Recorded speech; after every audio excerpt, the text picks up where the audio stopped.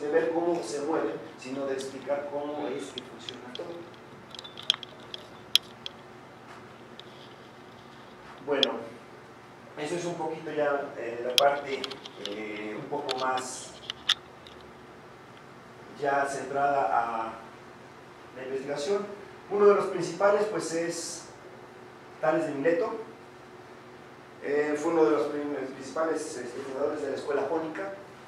Es muy importante porque fue una de las más críticas y de las que tenía muy buenos pensadores.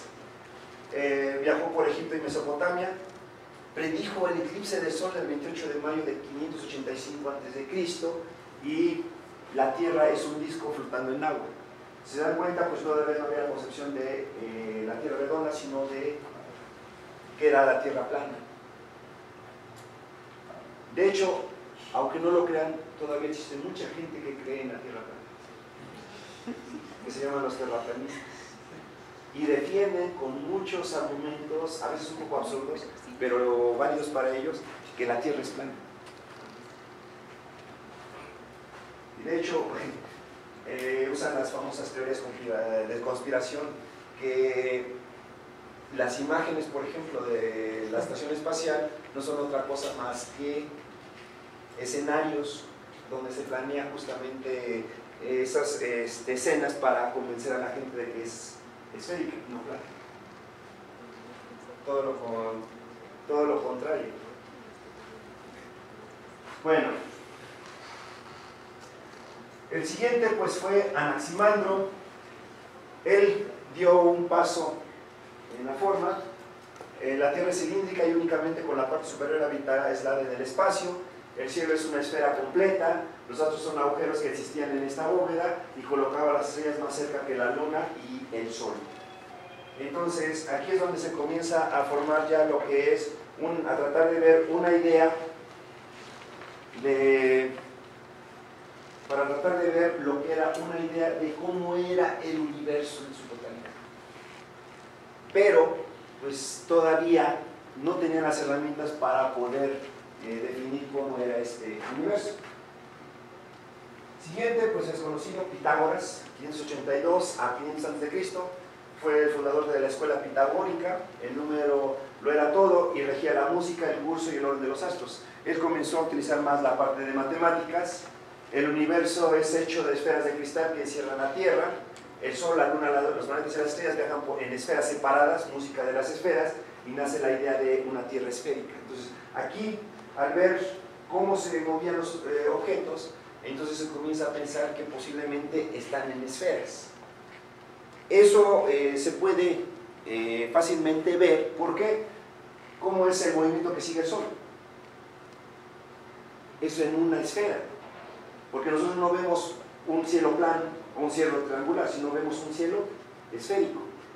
Entonces ese movimiento justamente es el que comienza a pensar que todo se mueve en una esfera. Pero ¿qué pasa? Las estrellas están ahí, ¿y qué pasa con la Luna? La Luna es la que se mueve, las estrellas siguen en la misma posición, por lo tanto no pueden estar en una misma esfera, porque si se estuvieran en la misma esfera, ¿qué pasaría? Todos se moverían igual. Pero si una se mueve diferente a la otra, ¿qué quiere decir? Que hay una esfera y abajo hay otra esfera y en esta se mueven las estrellas. ¿Y qué pasa con los planetas? Se mueven en la otra esfera. Y si yo veo que dos objetos, el Sol y la Luna, no se mueven igual, entonces ¿qué quiere decir? Que hay otra tercera esfera donde está el otro y tengo más esferas de acuerdo a más objetos que se muevan diferente a los otros. Por eso es que comenzó a crear un universo donde está lleno de esferas. Si se dan cuenta, estos modelos no son de algo de que, ya se me ocurrió, tiene que ser esto así, sino es por observación. Yo observo y veo que hay una forma. De pronto me doy cuenta que como yo lo pensé no es cierto. ¿Por qué? Porque si no, todo sería de una manera distinta. Entonces comienzo a agregar más cosas para tratar de explicar lo que veo. Eso es el inicio de los razonamientos. Eso es lo que después, posteriormente, nos llevó a formar el universo que tenemos en base a unas ideas, al estar observando y tratar de explicar cómo es que se mueve eso. Eso es lo que nosotros conocemos ahora como modelos. Modelos de cómo se forma, cómo funciona el universo. Bueno, seguimos con Filolao. Este fue un pitagórico. Su modelo no es heliocéntrico. El centro es ocupado por el fuego. La Tierra no rota. Un planeta desconocido, antitierra, circula primero. Y la Tierra describe en 24 horas un círculo. Entonces aquí tenemos el Sol, la Luna, están los planetas y hay fuego en el interior. Y hay una Tierra y una antitierra. Ese es otro concepto que para tratar de explicar nuestro universo. Y ya, continuando, tenemos Eudocio de Gnido. Fue alumno de Platón. Platón le propuso que se aplicara el movimiento complicado de los planetas. Resolvió el problema de Platón para Mercurio, Júpiter y Saturno, mediocremente para Venus y malos para Marte. Por eso le llamó bestia enfadosa. ¿Cuál es el problema de los planetas? Ellos comienzan a darse cuenta que hay objetos que se mueven alrededor de las estrellas, pero tienen un movimiento particular. Si ustedes, ese es un bonito ejercicio, se les digo porque yo lo hice, más o menos como en unos 3 meses ya se va a comenzar a ver Júpiter, porque Júpiter ahorita como a medianoche ya se encuentra casi cerca del cenit, entonces más o menos como unos 3 meses ya va a estar cerca de lo que es el horizonte, y eso significa que cada vez lo vamos a ver más temprano. Es decir, ya para cuando sean las 6 de la tarde, el planeta apenas viene por acá, y más o menos unas 3 horas más y ya estará arriba. Como les digo, uno que ya más o menos conoce cómo se funciona, por eso les puedo decir más o menos el tiempo que va a haber, después ya lo van a entender mejor. Entonces, más o menos alrededor de las 9 de la noche ya lo van a comenzar a ver, en unos 3 meses. Si ustedes ven, principalmente no Júpiter, posteriormente viene Saturno y Marte. Si observan a Marte, uno de los... ¿Puedes prestarme los pulmones, por favor? Ahí, acá está. Si ustedes ven en el cielo, aquí van a tener una estrella, aquí van a tener otra, y aquí otra. Dibújenlas como tal. Van a ubicar a Marte. Entonces, Marte, ¿por qué? Porque Marte se mueve más rápido. Si pueden hacerlo con Venus, y bueno, de hecho, debería haberles dicho con Venus, no sé por qué lo vi con Marte. Venus, si ustedes salen en la tarde y está despejado, hay una estrella muy brillante después de que se oculta el Sol. Ese es Venus. Si ustedes hacen este ejercicio y ven las estrellas más brillantes cerca de Venus y ubican su posición de acuerdo a esas estrellas, la ubican al siguiente día, van a ver que se va a ir moviendo. Pero se va a ir moviendo de una forma muy característica. Se va a ir muy rápido, va a llegar a un punto más alto y después va a hacer esto. Se va a regresar. Lamentablemente, pues Venus es mucho más largo este periodo. ¿Por qué? Porque es un planeta interno. Marte es mejor, ¿por qué? Aunque es un poco más lento, porque ustedes van a ver que hace esto.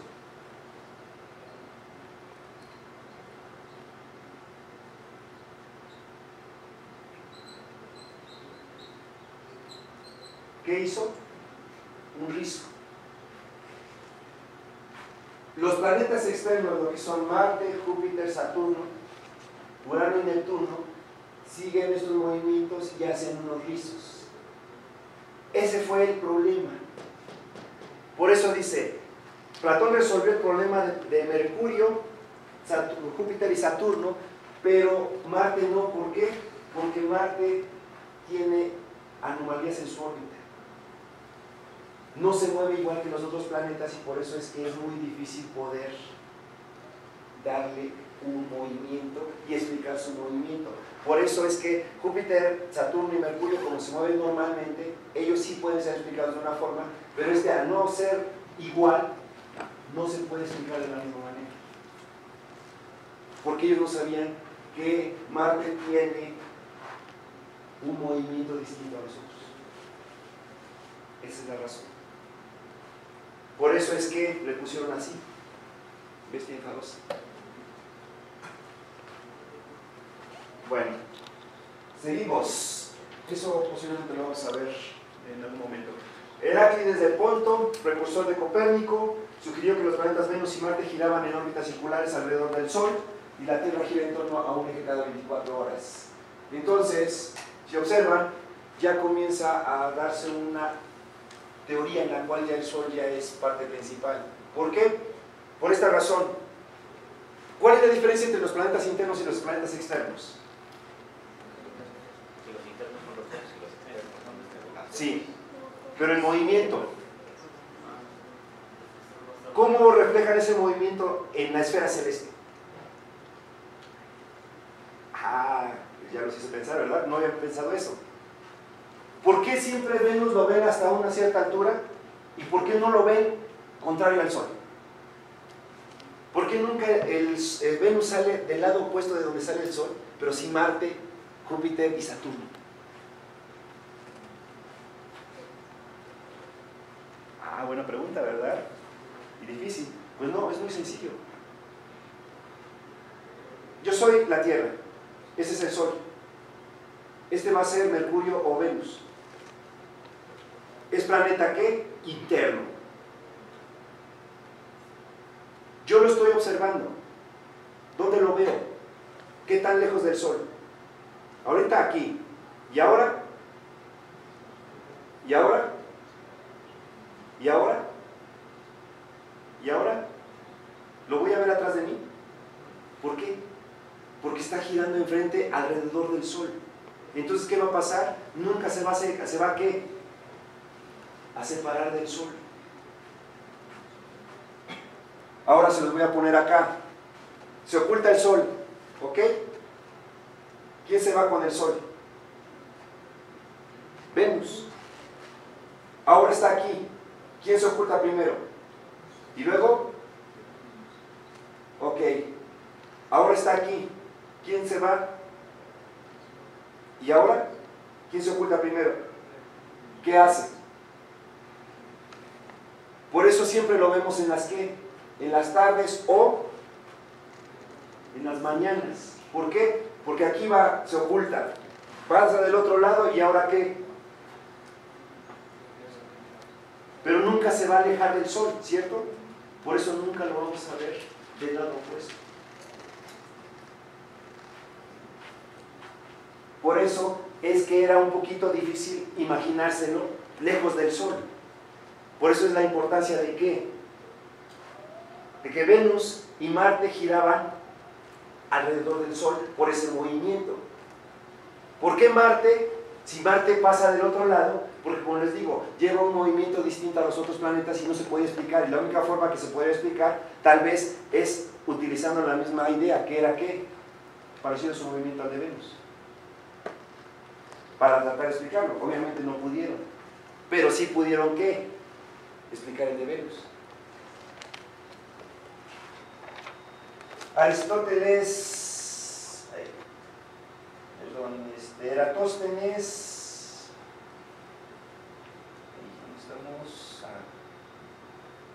Aristóteles desde gira. Los cuerpos celestes se mueven por esferas sólidas, explicó ciertas desavenencias de la teoría de Eudocio y agregó 22 esferas, esferas desenrollantes, tierras centro del universo. Si se dan cuenta, tratar de seguir metiendo más esferas para tratar de explicar qué es lo que sucede. Siguiente, voy un poquito más rápido. Aristarco de Samos, llamado el Copérnico de la antigüedad, la Tierra gira en torno a su eje en 24 horas y en torno al Sol en un año. Entonces, a él se le reconoce que él fue el primero que comenzó a tener una idea heliocéntrica, ya no geocéntrica. Entonces, desplaza la Tierra y pone al Sol. ¿Por qué? Porque la única forma de explicar los movimientos es que el Sol esté en el centro y todos los demás giren alrededor.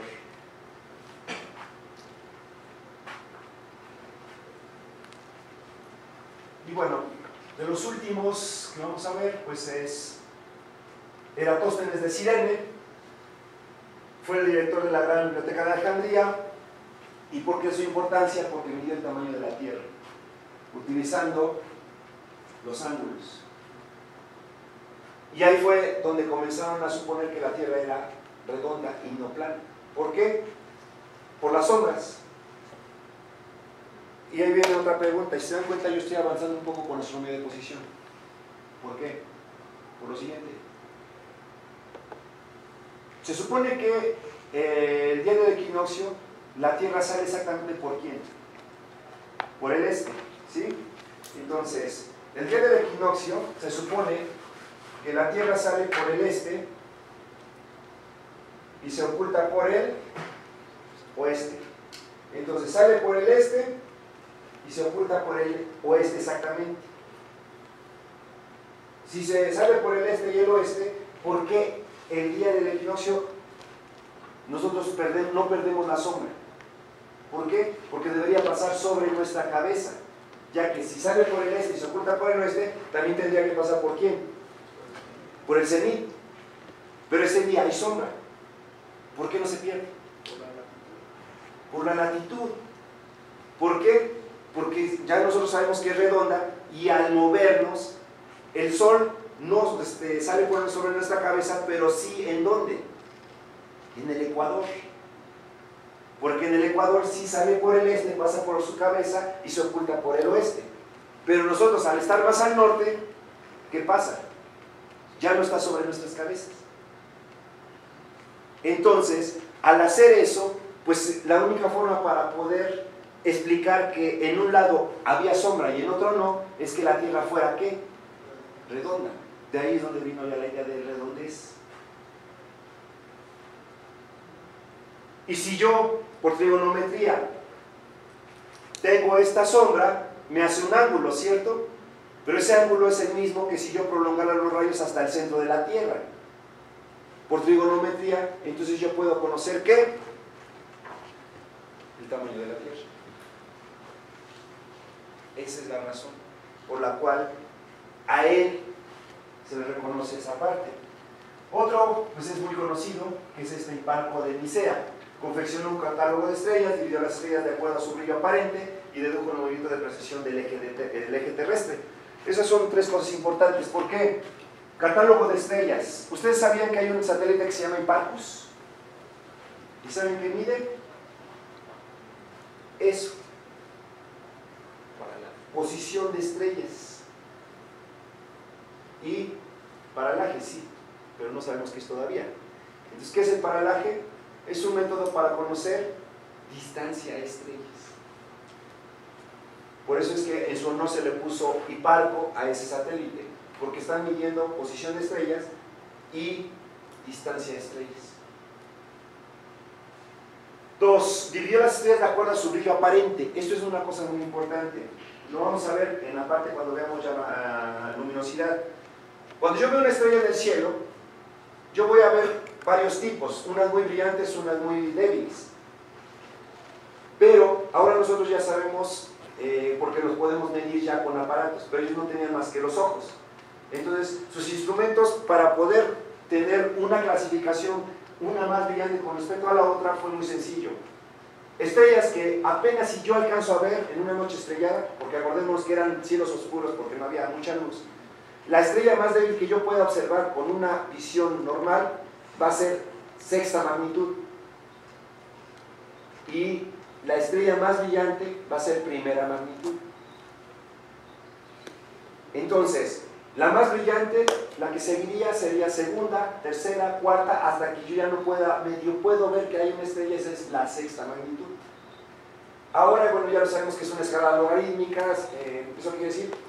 Sabemos que hay una diferencia que es alrededor de 2